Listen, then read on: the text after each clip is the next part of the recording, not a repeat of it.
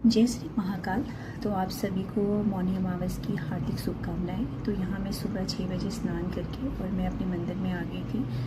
ये छोटा सा मैंने अपने घर में मंदिर बनाया हुआ है। एक्चुअली मैं अभी रेंट के मकान पे हूँ, तो जो थोड़ा सा स्थान मिला है मुझे, मैंने सबसे ऊँचे में भगवान को ही रखा है कि ये छोटा सा ही जगह है जहाँ मैंने बहुत सारे भगवान रखे हैं, क्योंकि मुझे सब पे आस्था है। तो मैंने यहाँ पहले जोत जलाई और उसके बाद मैं यहाँ पे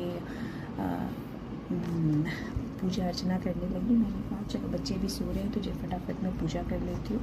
फिर मैं पूजा करने लगी, तो फिर मैंने कहा चलो अब आरती कर लेते हैं। तो मैंने धूप दीप जलाने के बाद मैंने सारे भगवानों की आरती करी। मुझे जय गणेश, शुरू से हमारे घर में सबसे शुरू में जय गणेश जी की आरती होती है।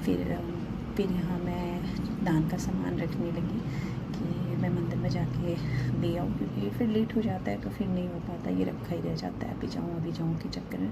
तो मेरे हस्बैंड भी नहा धोआ के रेडी हो गए, तो उन्होंने भी पूजा कर लिया। तो बोले चलो हम देख के आ जाते। मेरी बेटी का एक्चुअली ट्यूशन था तो वो गई नहीं थी। फिर मैं नीचे आ गई।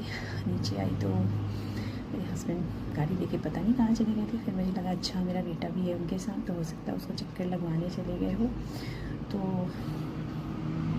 मैं इधर उधर देखने लगी, आखिर ये गए कहाँ। तब तक मैंने देखा कि सामने से ये मेरे बेटे को लेके आ रहे थे।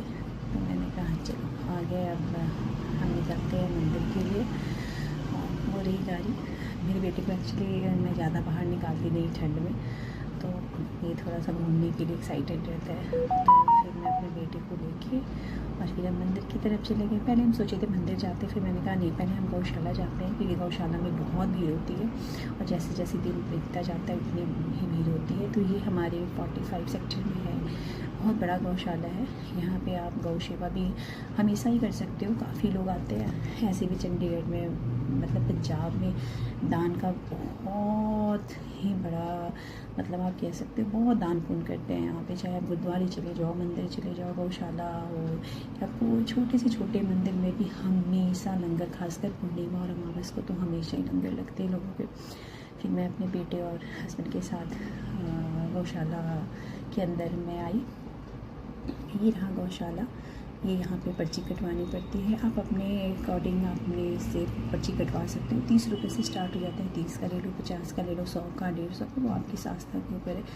फिर मैंने यहाँ गौशाला गाय के लिए चारा लिया। यहाँ पे मैंने सबके नाम से एक बनवाया था चारा।